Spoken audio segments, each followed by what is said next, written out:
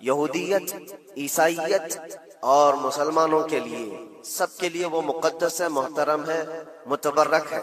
یہودی بھی اس کو مقدس مانتے، ان کا بھی قبلہ رہا، اور عیسائی بھی اس کو اپنا مقدس اور محترم عبادت گاہ کے طور پر دیکھتے ہیں، اس لیے کہ عیسیٰ علیہ السلام کی ولادت بھی وہاں قریب میں ہوئی بیت لحم میں، اور عیسائیوں کے لیے بھی وہ ایک مرکز کی حیثیت رکھتا ہے، اور یہ آسمانی مذاہب میں ایمان والے مسلمانوں کے لیے بھی وہ مقدس و متبرک ہے۔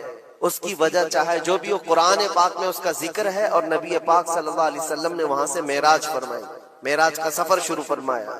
تو اس اعتبار سے تین بڑے ادیان جو دنیا کے ہیں، ان میں یہ اختلاف کا مسئلہ آج سے نہیں رہا، برسوں سے رہا۔ چلیں اگر آج کوئی ہم پر یہ الزام لگاتا ہے یہ کہ مسلمانوں کا اور یہودیوں کا مسئلہ ہے، تو میرے عزیزو، فلسطین میں مسلمانوں کے آنے سے پہلے کی اگر تاریخ آپ پڑھیں گے تو یہودیوں اور عیسائیوں میں کئی جنگیں وہاں پر ہوئی، کئی جنگیں بیت المقدس کو لے کر کے۔ بیت المقدس میں پہلے یہودیوں کا غلبہ تھا، تو عیسائیوں کا بادشاہ ٹائٹس اور ہرکیولس، یہ سب بادشاہوں کے جو نام ہیں آپ تاریخ میں پڑھیں، یہ حضور پاک صلی اللہ تعالی علیہ وسلم کی آمد سے پہلے والے، انہوں نے طاقت حاصل کی، غلبہ حاصل کیا۔ تو ٹائٹس جو بادشاہ تھا عیسائیوں کا، اس نے اتنا قتل عام کیا تھا یہودیوں کا، اتنا قتل عام کہ پورے فلسطین کی زمین خون سے بہہ رہی تھی اس زمانے میں۔ اور پھر جب یہودیوں کا غلبہ آیا تھا تو یہودیوں نے عیسائیوں کا قتل عام کیا تھا، کسی کو چھوڑا نہیں تھا۔ تو بیت المقدس کے حصول کے لیے، اس پر غلبہ حاصل کرنے کے لیے جنگیں برسوں سے چلی، بہت برسوں سے۔ پھر جب وہ دور آیا، حضور پاک صلی اللہ تعالی علیہ وسلم نے اعلان نبوت فرمایا، اسلام پوری دنیا میں پھیلنے لگا، پھر بھی حضور اکرم صلی اللہ علیہ وسلم کی زندگی پاک میں بیت المقدس پر، مسجد اقصی پر مومنین کا یا مسلمانوں کا وہ غلبہ نہیں تھا۔ زمانہ بیت گیا، حضرت عمر فاروق رضی اللہ تعالیٰ عنہ کا زمانہ آیا۔ جب حضرت عمر فاروق کا زمانہ آیا تو اسلامی سلطنت کی سرحدیں بہت دور دور تک پھیل گئیں، مصر فتح ہو گیا، ایران فتح ہو گیا، روم فتح ہو گیا، بہت سارے علاقے فتح ہو کر اسلام میں داخل ہوئے۔ تو ایک محاذ فلسطین فتح کرنے کے لیے بھی حضرت عمر فاروق کے زمانے میں بھیجا گیا، جس میں حضرت ابو عبیدہ بن جراح رضی اللہ تعالیٰ عنہ بھی موجود تھے۔ اور وہ اسلامی لشکر جب گیا تو فلسطین کو ان لوگوں نے فتح کیا۔ فلسطین جب فتح ہوا، بیت المقدس جب حاصل کیا گیا، وہ بھی تاریخ بڑی عظیم ہے میرے عزیزوں۔ وہاں اس وقت عیسائیوں کا غلبہ تھا، یہودیوں کو نکال کر پھینک دیا گیا، مار دیا گیا، جیسے بھی ان کے ہر بار ہوتے تھے، جب ان کا غلبہ آئے تو ان کو مارے، ان کا غلبہ آئے تو ان کو مارے، یہ جنگیں چلتی تھی۔ پھر جب اسلام آیا تو اس زمانے میں عیسائیوں کا وہاں غلبہ تھا، انہوں نے حوالے کر دیا بیت المقدس کو، مسجد اقصی کو حوالے کیا، تو یہ بہت بڑی خوشی کی بات تھی۔ تو اس وقت وہاں موجود صحابہ نے حضرت عمر فاروق رضی اللہ تعالیٰ عنہ کو خط لکھا کہ آپ تشریف لائیں کہ بیت المقدس فتح ہو چکا ہے۔ اور یہ مسلمانوں کے لیے ایک بہت بڑی بشارت تھی، بہت بڑی عظیم خوشخبری تھی، اور سب انتظار میں تھے کہ امیر المومنین آئیں گے تو ان کے ذریعے سے یہاں پر نماز ادا کی جائے گی۔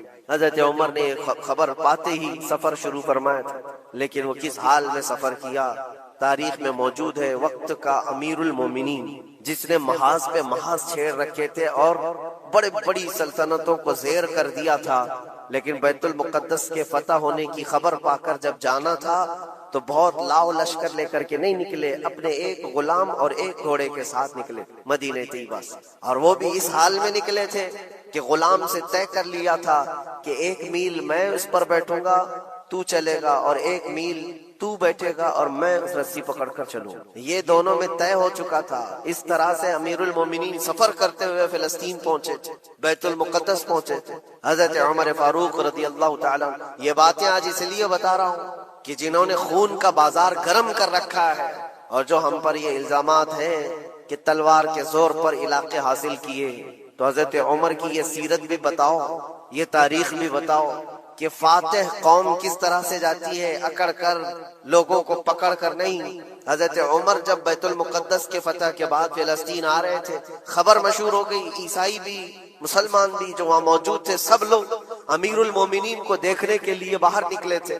اتفاق ایسا تھا کہ فلسطین جب قریب تھا تو سواری پر بیٹھنے کی باری غلام کی تھی، حضرت عمر کی باری رسی پکڑنے کی۔ وہ رسی پکڑ کر کے وہاں قریب پہنچے تو لوگوں نے یہ سوچا جو سواری پر بیٹھا ہے وہ امیر المومنین ہے، لوگ سب اس کے پیچھے دوڑنے لگے۔ تو وہاں موجود صحابی رسول حضرت ابو عبیدہ نے کہا، اے لوگو تم غلط فہمی میں ہو، سواری پر بیٹھا ہوا امیر المومنین نہیں، گھوڑے کی رسی پکڑا ہوا وہ امیر المومنین، وہ تو غلام ہے ان کا۔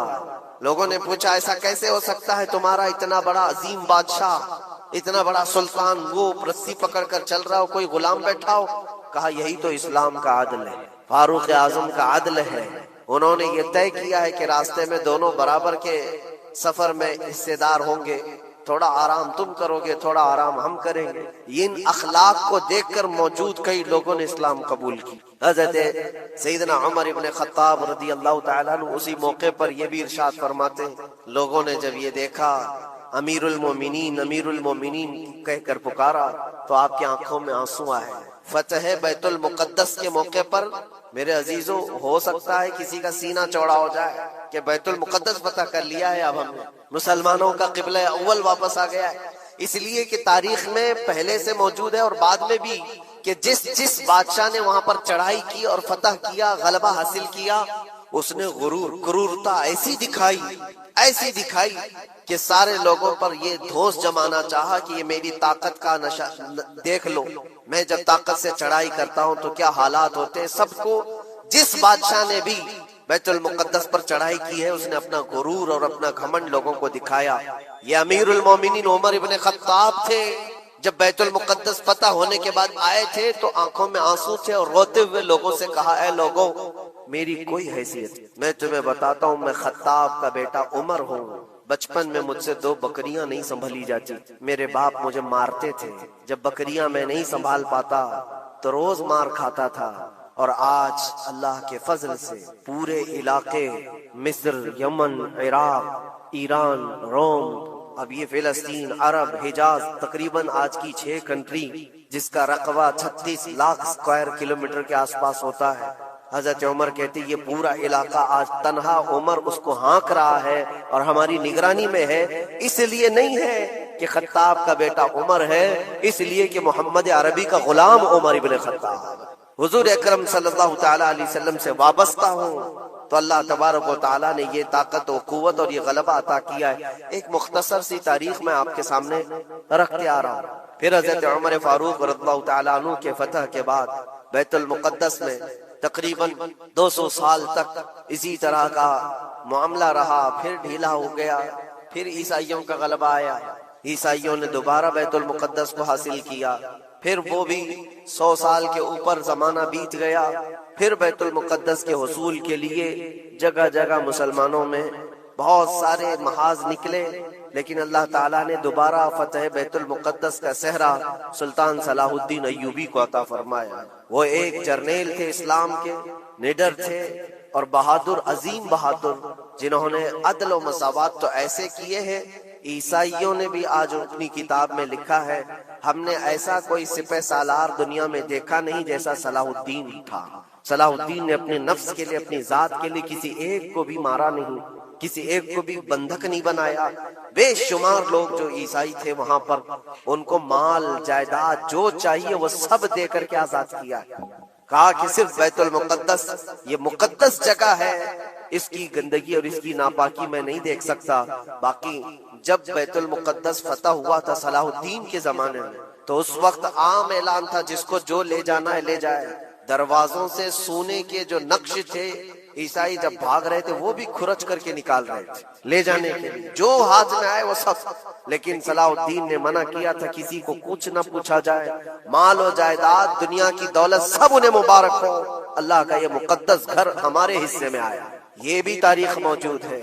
اور صلاح الدین ایوبی، سیدنا عمر ابن خطاب رضی اللہ تعالیٰ عنہ کے زمانے کی یہ فتح یابیاں یہ دور اسلام میں ہے مسلمانوں کے لیے۔ بیت المقدس کے بارے میں میرے آقا صلی اللہ علیہ وسلم نے فرمایا یہ ہمیشہ یہودیوں کے تسلط میں نہیں جائے گا، یہ میرا یقین ہے۔ دنیا ٹل سکتی ہے مگر میرے مصطفیٰ کا فرمان نہیں ٹلے گا۔ میرے آقا نے اگر فرمایا ہے تو وہ ہو کر رہے گا۔ حضور فرماتے ہیں خراسان سے ایک جماعت آئے گی، خراسان سے۔ خراسان یہ افغانستان اور ایران کا کچھ حصہ ہے جس کو پرانے زمانے میں خراسان کہا جاتا تھا۔ میرے آقا فرماتے خراسان سے کالے جھنڈے لے کر کے ایک جماعت نکلے گی اور وہ اتنی تیزی سے بڑھتی ہوئی بیت المقدس کی طرف آئے گی کہ دنیا کی کوئی حکومت اور کوئی طاقت ان کا راستہ نہیں روک سکے گی، اور وہ جھنڈے سیدھے لا کر بیت المقدس پر گاڑ لیں گے۔ تنصب بإیلیا، میرے آقا فرماتے ایلیا یہ بیت المقدس کی سرزمین کو کہتے ہیں، جھنڈے وہاں گاڑ دیے جائیں گے۔ اور حضور اکرم صلی اللہ تعالی علیہ وسلم نے یہ بھی فرمایا، جب تم دیکھنا کہ یہ یروشلم بیت المقدس دارالخلافہ بن جائے، دارالخلافہ کا مطلب راجدھانی، حکومت کرنے کی جگہ بن جائے، میرے آقا صلی اللہ علیہ وسلم فرماتے ہیں فقد دنت الزلازل والبلایا والامور، حضور فرماتے تو پھر دیکھنا بڑے بڑے زلزلے آئیں گے دنیا میں۔ جب یروشلم کو راجدھانی بنا دیا جائے دارالخلافہ، بڑے بڑے زلزلے آئیں گے دنیا میں، والبلایا اور بہت ساری بلائیں پھیلیں گی پوری دنیا میں۔ یہ وائرس یہ کنٹینیو آئیں گے، یہ مت سمجھنا کورونا چلا گیا، ہاں یہ سب اب کنٹینیو آنے والی ہیں بلائیں، پوری دنیا میں بلائیں پھیل جائیں گی اور اتنے بڑے بڑے معاملات ہوں گے جن کو تمہارے کانوں نے سنا نہیں ہوگا، حضور نے فرمایا۔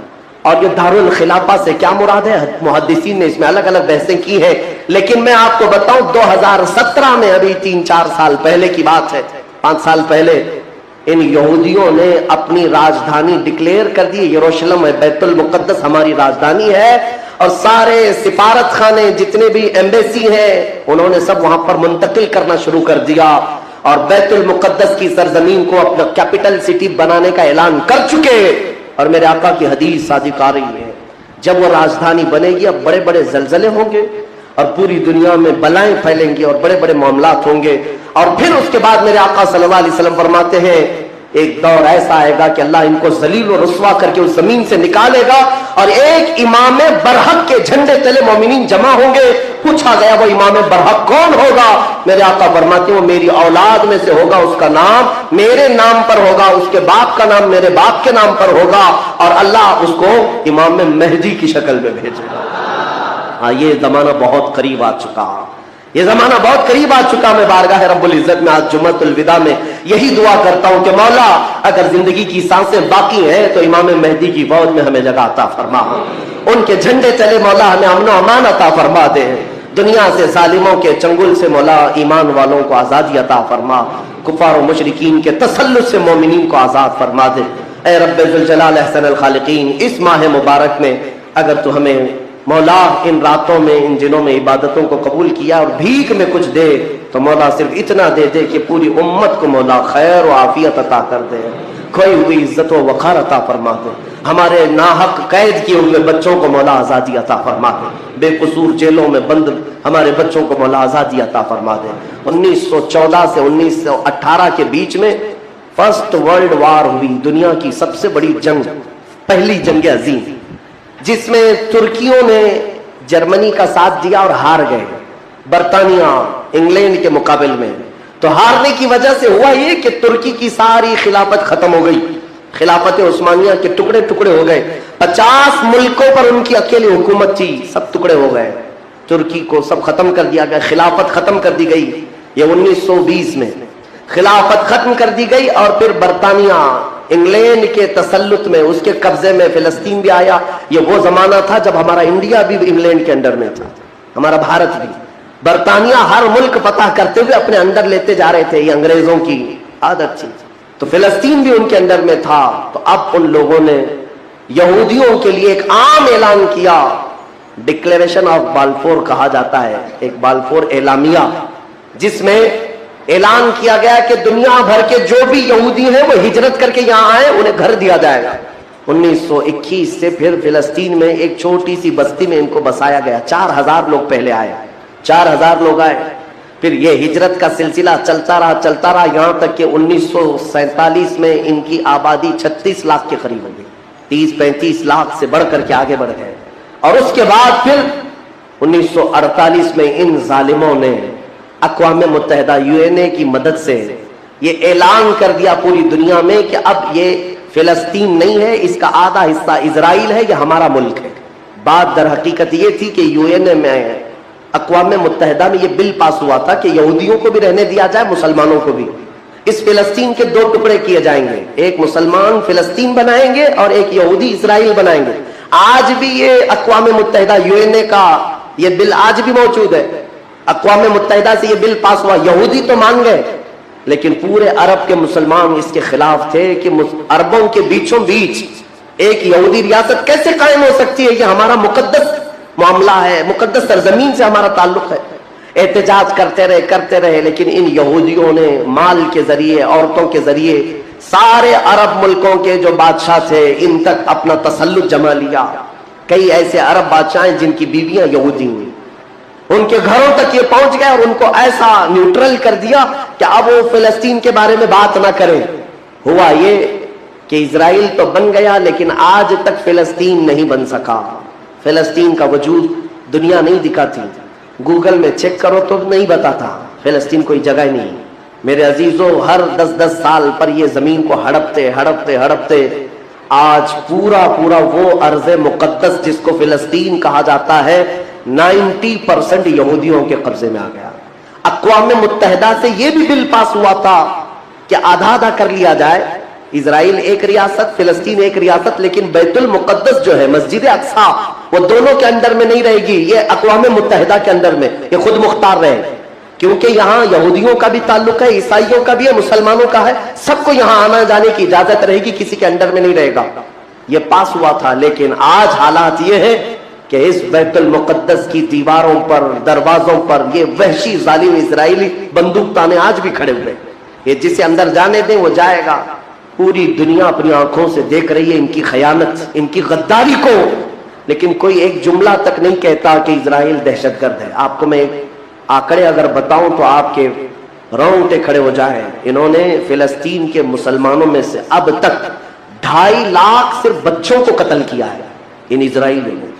آج بھی یہ ڈیٹا موجود ہے, انٹرنیٹ پہ موجود ہے, بڑی ویب سائٹ سے انہوں نے شو کیا. اقوام متحدہ کی بھی رپورٹ موجود ہے کہ فلسطین کے کتنے مارے گئے. ان دونوں کی جنگ میں 24 لوگ اگر مارے جاتے ہیں تو 23 فلسطینی ہوتے ہیں, ایک اسرائیلی ہوتا ہے. پھر بھی دہشت گرد فلسطین ہے, آتنکواد فلسطین ہے. میرے عزیزو, یہ دنیا جو دوہرا کھیل کھیل رہی ہے اس کو کون بتائے گا آخر. وہاں جمعہ کی نماز پڑھنے کے لیے مومنین آج بھی جاتے ہیں, ان پر گولیاں برسا دی جاتی ہیں, لیکن ان جیال مسلمانوں کو ہزاروں سلام جو تلواروں کے سائے میں بھی میرے مولا کی عبادت خشوع و خضوع سے کرتے تھے. میں خود گیا اور دیکھا ہوں, چھوٹے سے بچے, 6 سال کے 8 سال کے بچے ملنے کے لیے آتے ہیں اور یہ پورے اسلحے میں لیس فوجی کھڑے رہتے ہیں. چھوٹا سا بچہ ان کی گن کو یوں گھماتا ہے اور مسجد میں اندر آتا ہے, ایسا لگتا ہے جیسے وہ کھلونے کو پکڑ رہا ہے. میرے عزیزوں, یہ بھی حدیث پاک کے ذریعے سے میں بتاتا ہوں. میرے آقا صلی اللہ علیہ وسلم فرماتے ہیں میری امت کا ایک حصہ قیامت تک باطل سے لڑتا رہے گا, قیامت تک باطل سے لڑتا رہے گا, اور ان کی مخالفت کرنے والوں کا ان پر کچھ بھی اثر نہیں ہوگا, اور دنیا میں کوئی بلا بھی پھیلے تو اس جماعت پر کچھ اثر نہیں ہوگا. صحابہ نے پوچھا یا رسول اللہ آپ کی امت کا وہ حصہ کون ہے؟ میرے آقا فرماتے بیت المقدس کے آس پاس رہنے والے مومنین کی جماعت ہے. ان کی فضیلت میں میرے آقا نے فرمایا قیامت تک لڑتے رہیں گے, قیامت تک, اور ان کی خلاف کرنے والوں کا ان پر کچھ بھی اثر نہیں ہوگا. اور ہم دیکھ رہے ہیں ارے بڑی عمارتیں ایک بم سے گرا دیا, دوسرے دن ان کے آس پاس ان کی گاڑیاں بھی چل رہی ہیں, دکانیں بھی چل رہی ہیں, بازار بھی چل رہا ہے. کل رات کو فائرنگ ہوئی, 50 لوگ بیت المقدس سے اٹھا کر کے لاشیں لے گئے. دوسرے دن جا کر کے دیکھے تو عصر کے بعد عورتیں اپنے بچوں کے ساتھ روٹیاں سینڈوچ کھاتی ہوئی بیٹھی ہوئی ہیں. مطلب یہ ہے کہ نہ موت کا ان کے اندر خوف ہے, نہ ظالموں کے تسلط کا ڈر ہے. ہاں یہ بھی اللہ تعالیٰ کی طرف سے ہوتا ہے کہ مولا جب کسی کا دل کشادہ کرے تو بڑے بڑے پہاڑوں سے بھی انہیں ڈر نہیں لگتا. اور ایک حدیث میرے آقا صلی اللہ علیہ وسلم نے فرمایا کہ سید البقاع بیت المقدس سید الصخرۃ صخرۃ بیت المقدس. حضور نے فرمایا پوری روئے زمین کا سردار جو حصہ ہے وہ بیت المقدس کا حصہ, سردار حصہ. اور گنبدوں میں اگر سردار گنبد ہے تو بیت المقدس کا گنبد ہے, یہ میرے آقا نے فرمایا. اور حضور فرماتے ہیں تم دیکھنا کہ اخیر زمانے میں سارے لوگ اس زمین کی طرف ہجرت کر جائیں گے. جب ایسی ہجرت کا وقت آ جائے حضور فرماتے ہیں فلزمہم, تم لازم پکڑ لینا اس جماعت کے ساتھ چلے جانا, کیونکہ خیر پوری دنیا میں صرف وہی ہوگا اور کہیں نہیں ہوگا. اور آج جو حالات دیکھ رہے ہیں نا, یہودیوں کا تسلط ہے, ان کا قبضہ ہے. میرے عزیزو, چند